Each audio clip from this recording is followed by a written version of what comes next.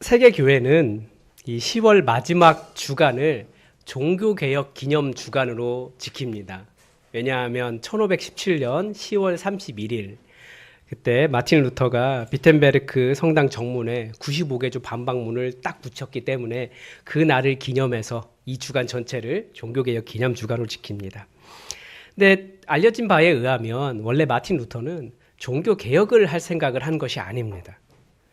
그 당시 문화가 토론이 필요하면 논제를 이렇게 쭉 적어서 성 앞에 딱 붙이는 거예요. 그럼 지나다니는 사람들이 보면서 저런 것들을 논쟁할 필요가 있구나. 그러면 자기가 동의하는 부분에 대해서 글을 쓰기도 하고 찾아가서 토론을 하기도 하고 반박하면 반대 편지를 보내기도 하면서 그렇게 일종의 논쟁을 하는 토론 문화의 하나였습니다. 그런데 그게 로마 카톨릭을 너무 깊숙이 찌른 거죠. 그래서 말을 못하게 하니까 터져 나와버린 거예요. 그렇게 루터의 종교개혁을 통해서 탄생하게 된 교회를 통칭해서 개혁교회다 그렇게 이야기합니다. 로마 카톨릭에서 나온 거죠. 그 개혁교회 중에서 이 장로교회는 조금 더 독특합니다. 약간 다른데 나중에 설명할 기회가 있을 거라고 생각합니다. 이 개혁교회의 모토는 개혁된 교회는 항상 개혁되어야 한다라고 이야기합니다. 이 교회의 개혁에 대해서 항상 개혁되어야 한다라는 말은 우리 개혁교회가 파생하게 된 로만 카톨릭 신학자들도 인정하는 바예요. 왜냐하면 교회는 세상 속에 살기 때문에 계속해서 세상의 생각들이 끊임없이 교회 안으로 들어오기 때문에 그렇습니다. 그리스도인들도 세상 속에 살아가기 때문에 세상의 생각들에 끊임없이 물들기 때문에 그렇습니다. 그래서 하나님의 말씀이 무엇을 가르치는가 우리는 그 기준을 알기 위해서 그 말씀 따라 세상을 거스르는 삶이 되기 위해서 교회는 항상 개혁되어야 한다는 거예요. 그래서 아무리 개혁된 교회라 할지라도 시간이 조금만 지나면 다시 개혁해야 할 부분이 생깁니다. 그래서 그 개혁의 핵심이 무엇입니까? 열왕기하 우리 얼마 전까지 열왕기하 새벽에 말씀 묵상했는데 정말 신기한 게 있어요. 너무나 좋은 왕이 있었는데 그 다음 왕은 나쁜 왕이 되는 거예요. 아니 어떻게 그렇게 좋은 왕 다음에 바로 나쁜 왕이 이어집니까? 그렇다고 이스라엘의 제도나 성전을 섬기는 것이 문제가 있는 것은 아니었던 것 같아요. 그런데 왜 그런 일이 일어납니까? 즉 제도의 문제가 아니라 그 안에 들어와 있는 사람의 문제라는 거예요. 아무리 좋은 내용도 아무리 좋은 조직도 아무리 좋은 제도도 사람이 변하지 않으면 아무 소용없다라는 것을 알 수 있죠. 그러면 사람을 어떻게 개혁할 수 있겠습니까? 항상 말씀드리지만 사람들은 다 믿음 따라 살아요. 어떤 사람은 돈이 많아야 잘 사는 것이다 라고 생각하는 사람은 어떤 삶을 살겠습니까? 그 믿음 따라 돈을 추구하며 살 거예요. 지금 수능철인데 어떤 사람은 좋은 대학을 나와야 잘 사는 것이다 라고 믿는다면 그 사람은 자신이 도달하지 못했으면 좋은 대학 자녀가 좋은 대학 가야지 성공한다고 생각하기 때문에 믿기 때문에 자녀들을 아주 그냥 달달 볶을 거예요. 왜 그래요? 다들 믿음 따라 살기 때문에 그래요. 근데 말씀드리지만 실제가 아닌 것을 실제라고 경험하며 사는 것 그게 헛된 믿음이에요.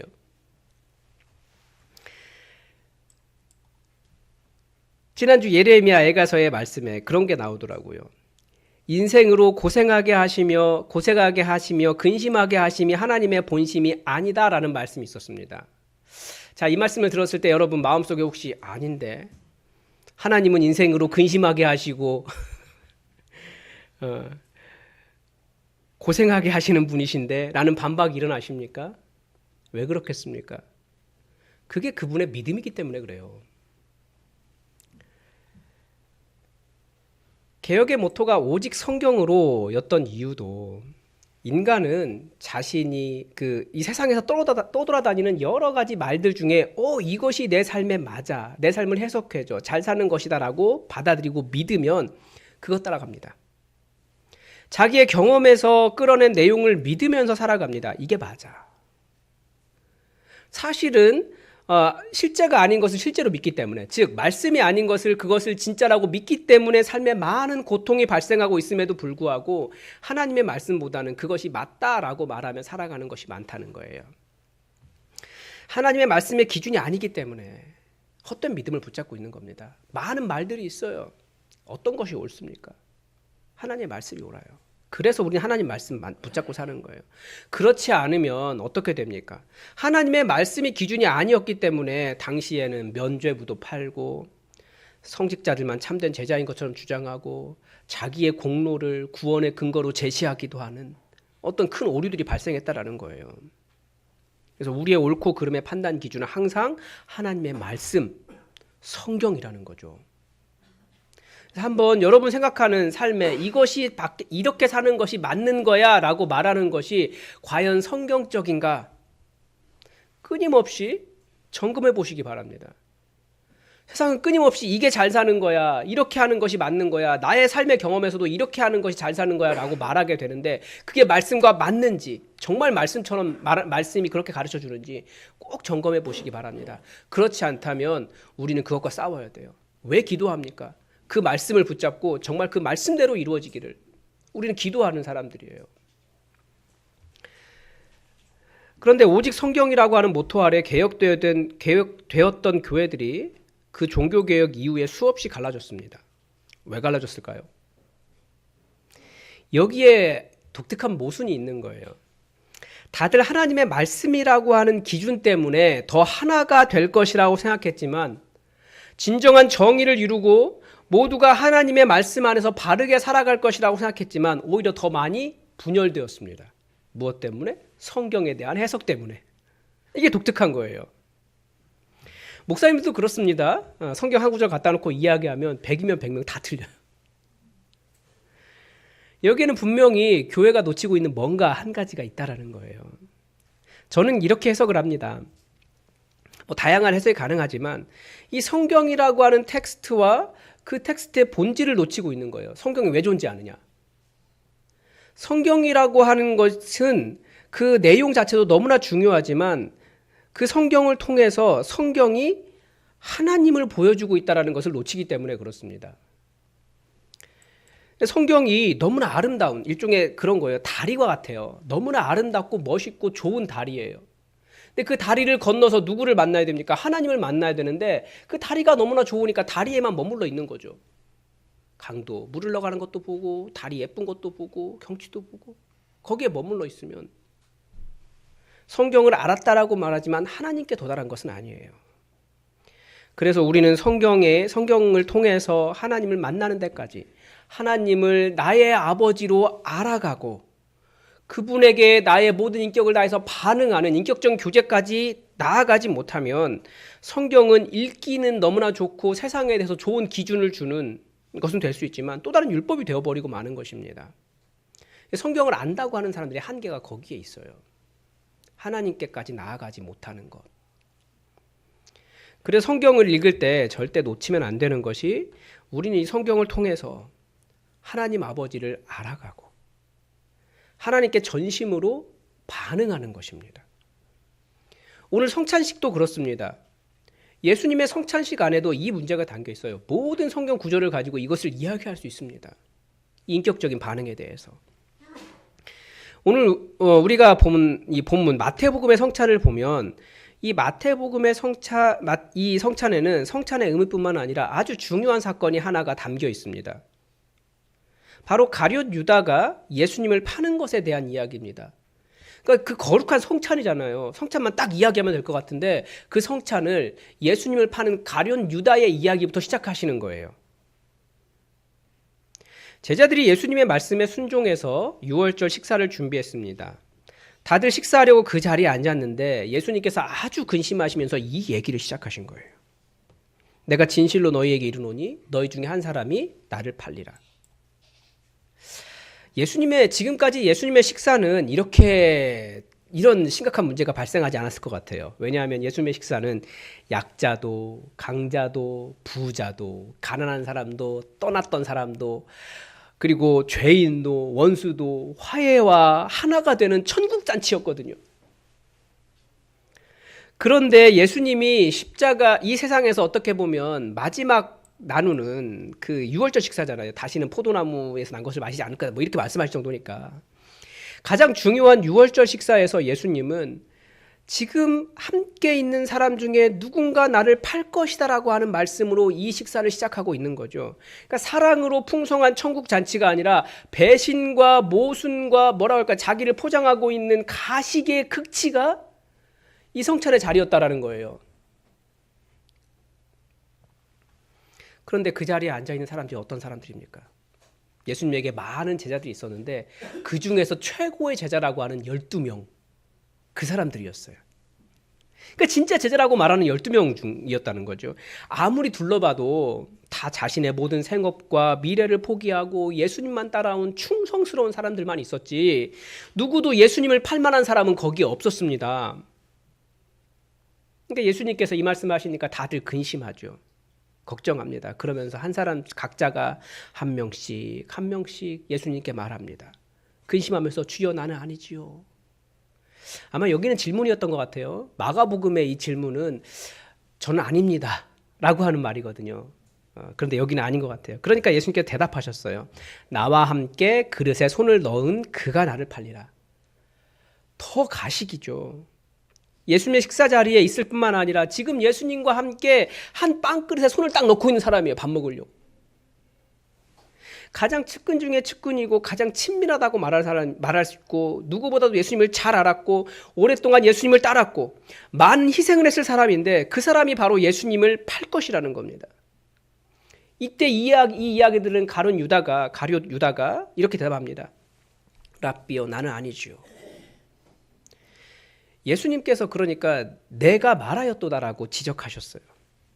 이 가룟 유다의 나는 아니지요 라고 하는 말은 죄인이 자기를 더 부인하기 위해서 강력하게 부인하는 그런 거 있잖아요. 강한 부정은 긍정이라고. 그거예요. 유월절 식사 전에 이 가룟 유다의 배신 사건을 이 식사 앞에 집어넣은 이유는, 예수님과 함께 식사를 한다 할지라도 얼마든지 예수님을 파는 사람이 될 수 있다라는 것을 가르쳐 주는 것입니다. 하나님의 말씀이 계속해서 우리에게 깨어서 주의하기를 바라는 것이 바로 이것입니다. 항상 우리는 나의 이익과 예수님께서 원하시는 것 앞에서 우리는 무엇을 선택합니까? 나의 이익을 선택할 때가 너무나 많기 때문에 그렇습니다. 그게 신앙의 걸림돌이에요. 예수님을 십자가에 못 박은 사람들, 대제사장들, 바리새인들, 서기관들 어떤 사람들입니까? 자기들은 하나님의 말씀의 수호자라고 생각했어요.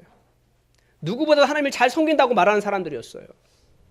그런데 성경이 가르쳐 주잖아요. 바리새인들 돈을 사랑하는 사람들이었다. 자기 이익에 눈이 밝은 사람들이었습니다. 그래서 예수님을 십자가에 못 박아버린 거예요. 자기의 이익에 해가 되니까.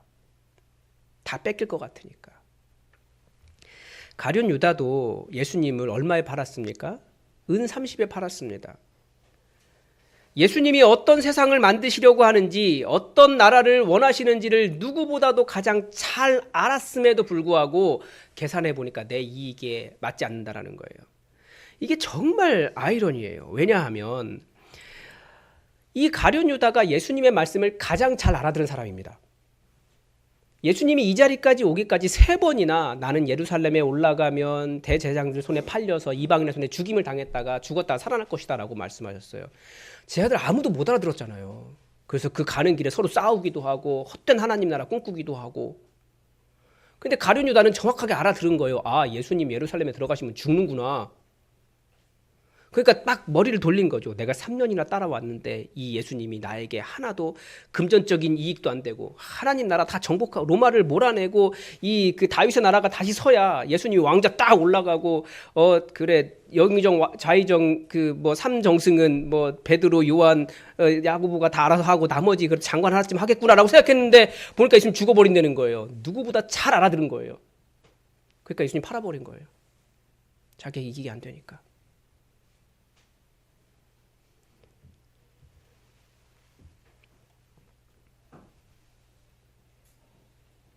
자신의 이익 앞에서 하나님의 말씀대로 선택하며 살지 않는 것. 자신의 이익 때문에 하나님의 말씀을 거부하는 것. 손해보기 싫어서 바로 가룟 유다와 같은 삶을 살아가는 자세라는 거예요. 오늘 우리가 성찬에 참여하려고 합니다. 성찬에 참여한다는 것이 무슨 뜻입니까? 우리도 주님 오시는 그날까지 예수님처럼 찢기며 피 흘리며 말씀을 지키며 하나님 나라를 만들어 가겠다는 것. 예수님께서 원하셨던 그 하나님 나라를 위해서 나를 헌신하겠다는 의미가 담겨 있습니다. 그 제자들이 함께하는 식사가 성찬 예식입니다. 다시 예수님의 그 희생과 헌신을 되새기는 시간입니다. 그런데 이 성찬을 참여하면서도 나는 그렇게 손해보며 살기 싫어요. 내가 예수님 말씀 따라가면 저 돈에 손해봐요. 아니면 내가 불편해져요. 피곤해져요.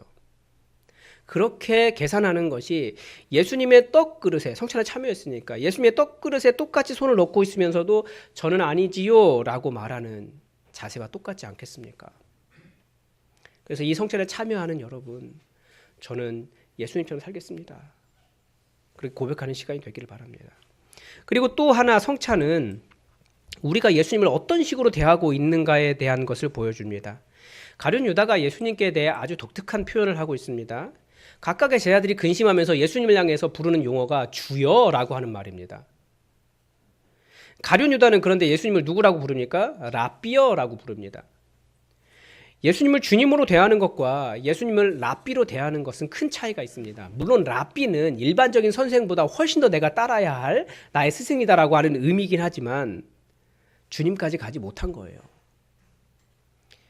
예수님을 주님으로 대하는 것은 내가 그분을 신뢰하고 따르며 그분에게 순종해야 되는 너무나 사랑하는 인격적 대상으로 바라보는 것이고, 랍비라고 하는 것은 그저 나에게 교훈을 주는 좋은 선생님 수준으로 생각하는 것이죠. 즉, 이 신앙생활을 하면서 여러분은 예수님을 그리스도로, 여러분의 주인으로 따르고 계십니까? 정말 여러분이 따르고 사랑해야 할 주님이십니까? 그분은 그분을 향해서 여러분은 예수님에게 온 마음을 다해 반응하고 계십니까? 아니면 그저 성경과 신앙을 통해서 어떤 좋은 교훈을 얻고 좀 착한 사람으로 살아보려고 하는 랍비처럼 바라보고 계십니까? 우리 주님은 랍비가 아니고 우리의 주님이시라는 거예요. 예수님은. 비슷한 것이 있어요. 어떤 가정이 매 주일마다 우리 평소에 만나지 못하니 주일 저녁을 함께 식사하자라고 자리에 모였어요. 그런데 다들 그 자리에 모여서 자리에는 모여 있지만 교제가 없어요. 대화도 없고 다들 핸드폰만 보고. 그럼 그건 교제입니까? 그 자리에 앉아 있긴 하지만 그건 인격적인 교제가 아니에요.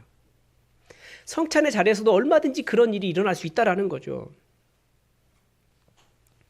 하나님의 말씀을 알고 하나님을 아버지로 알아가고 그분과 내가 알게 된 하나님에 대해서 내가 나의 모든 인격과 정성과 사랑과 마음을 다해서 그분께 반응하는 그 인격적인 교제가 일어나야 되는데, 그게 없다면 역시 가룟 유다의 그 유월절 식사와 무슨 차이가 있겠는가 생각해 볼 필요가 있습니다. 그래서 우리 신앙이 이 인격적인 교제, 하나님에 대한 온전한 인격적인 반응을 놓치면 우리도 이 자리에 와 있지만 하나님께 예배드렸다는, 예배 자리에 앉아 있었다라는 나의 만족에 머무를 수밖에 없습니다. 그건 하나님을 예배한 자세가 아니라는 거죠. 예수님의 성찬이 가르쳐주는 또 다른 의미가 있습니다. 예수님께서 성찬에 초대하세요. 떡을 떼어 제자들에게 주시면서 받아라 먹으라 말씀하시고 이것은 내 몸이다 라고 말씀하셨습니다. 또 잔을 주시면서도 그렇게 말씀하셨습니다. 이것은 너희가 다 이것을 마시라라고 말씀하셨어요. 왜 이렇게 말씀하셨을까요? 예수님 말씀에 이것은 죄사함을 얻게 하려고 많은 사람을 위하여 흘리는 바 나의 피 곧 언약의 피니라 라고 말씀하셨습니다. 다시 말하면 이 피를 마시지 않으면 그 사람은 예수님의 피와 관련이 없다라는 말씀입니다. 여기서 우리의 신앙의 딜레마가 나타나요. 뭐냐면 이 시대의 신앙은 약간 좀 변한 것 같습니다. 어떻게 변했냐면 제가 보기에는 다들 내가 얼마나 변했는가, 내가 얼마나 착한 사람이 되었는가, 내가 얼마나 정의로운 사람이 되었는가 자기 자신의 변화를 끊임없이 생각하더라고요. 그래야 내가 좀 괜찮은 사람인 것처럼, 좋은 그리스도인인 것처럼, 구원받은 사람인 것처럼 생각해요. 그런데 말씀은 뭐라고 이야기합니까?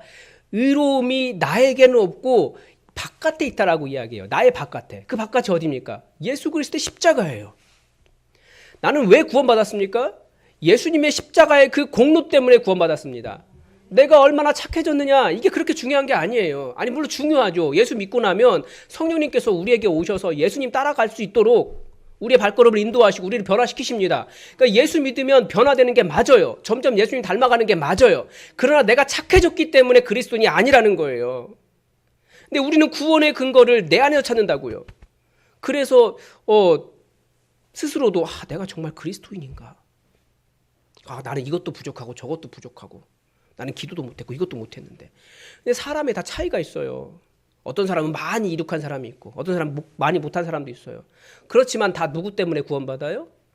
예수 그리스도의 십자가의 은혜 때문에, 그 십자가의 공로 때문에 구원받는 거예요. 이걸 착각하니까 끊임없이 사람들은 나는 이만큼 이루었다 생각하면서 이루지 못한 사람에 대해서 공격하는 거예요. 그게 아니라는 거예요. 다 신앙의 어떤 그 진보는 다를 수 있습니다.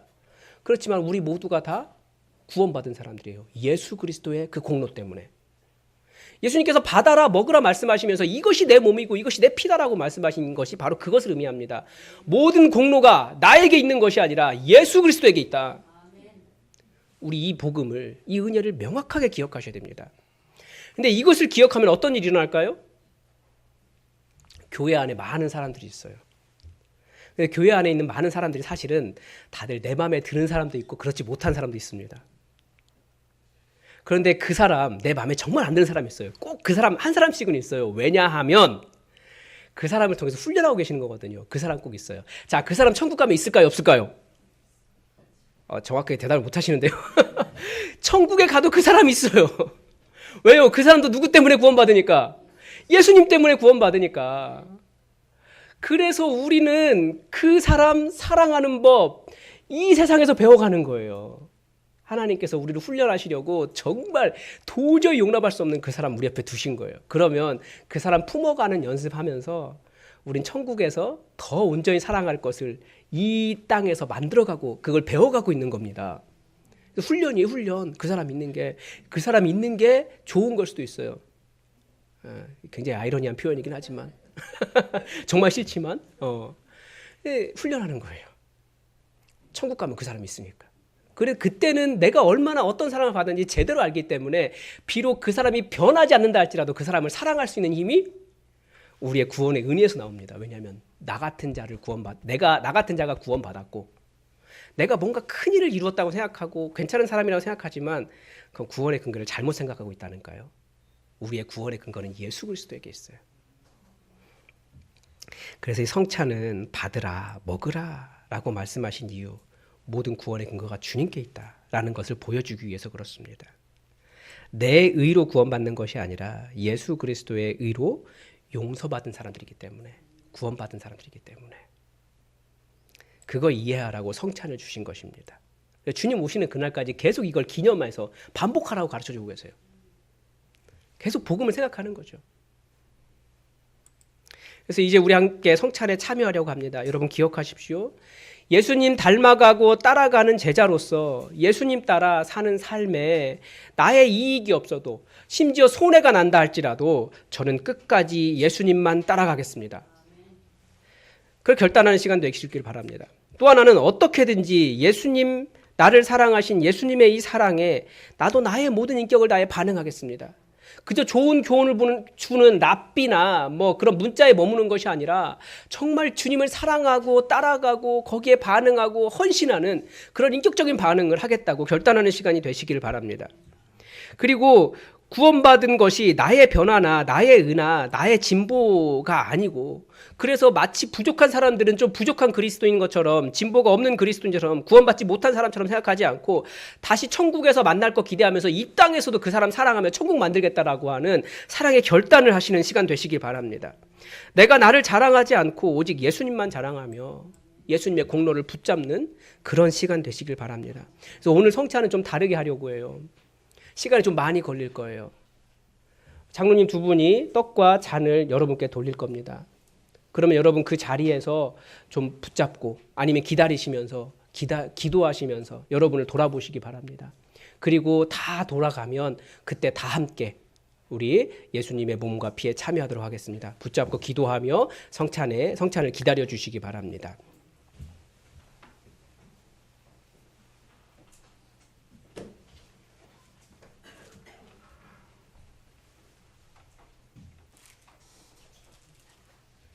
주님께서 잡히시던 날 밤에 떡을 가지사 제자들에게 주시면서 말씀하셨습니다. 이것은 너희를 위하여 찢긴 내 몸이다. 받으라, 먹으라 말씀하셨습니다. 또한 식후에 잔을 가지사 축사하시고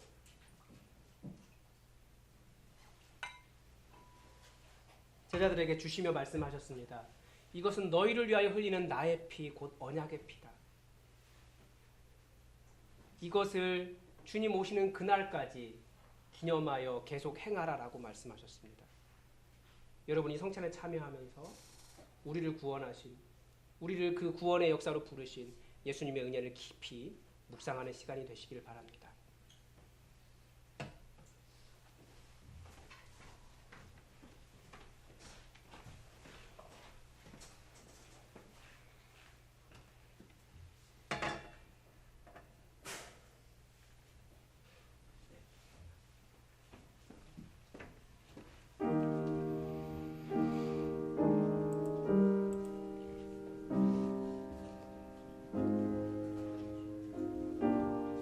우리 기도하며 성찬의 떡과 피를 기다리고 또 받으신 분은 자리에 앉으셔 묵상하시면서 성찬을 기다려 주시기 바랍니다. 그러므로 누구든지 주의 떡이나 잔을 합당치 않게 먹고 마시는 자는 주의 몸과 피를 범하는 죄가 있느니라. 주의 몸을 분변치 못하고 먹고 마시는 자는 자기의 죄를 먹고 마시는 것이니라. 또 떡을 가져 축사하시고 떼어 저희에게 주시며 이르시되 이것은 너희를 위하여 주는 내 몸이라. 너희가 이를 행하여 나를 기념하라 하시고 만일 누구든지 시장하거든 집에서 먹을지니 이는 너희가 판단받는 모임이 되지 않게 하려 함이라.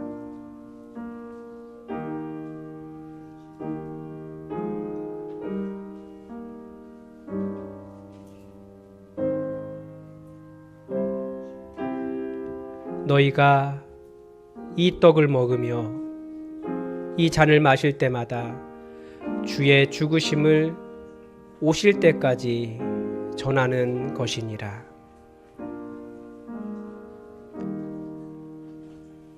우리가 축복하는 바 축복의 잔은 그리스도의 피에 참여함이 아니며 우리가 떼는 떡은 그리스도의 몸에 참여함이 아니냐. 떡이 하나요 많은 우리가 한 몸이니 이는 우리가 다 한 떡에 참여함이라. 내가 너희에게 이르노니 이 유월절이 하나님 나라에서 이루기까지 다시 먹지 아니하리라. 축사하시고 떼어 이르시되 이것은 너희를 위하는 내 몸이니 이것을 행하여 나를 기념하라 하시고 그들의 눈이 밝아져 그인 줄 알아보더니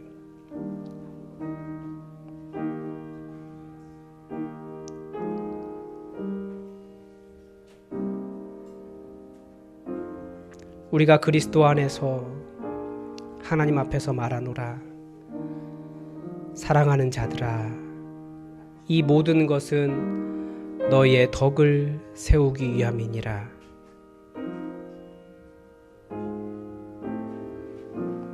예수께서 이르시되 내가 진실로 진실로 너희에게 이르노니 인자의 살을 먹지 아니하고 인자의 피를 마시지 아니하면 너희 속에 생명이 없느니라.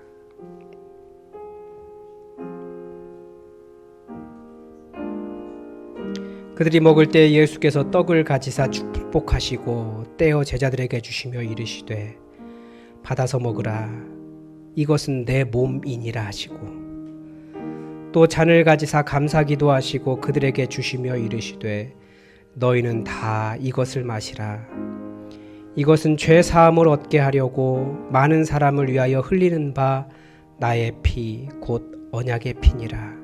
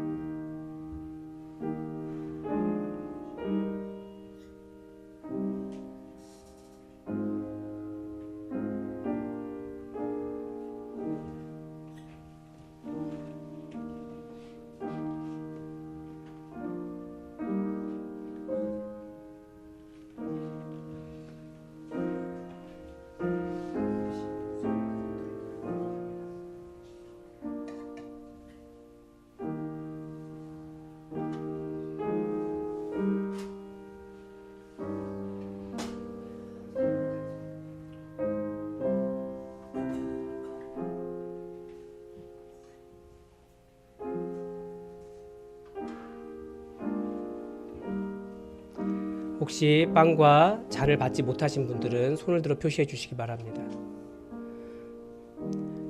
네, 우리 함께 예수 그리스도의 몸과 피에 참여하도록 하겠습니다. 함께 나누겠습니다.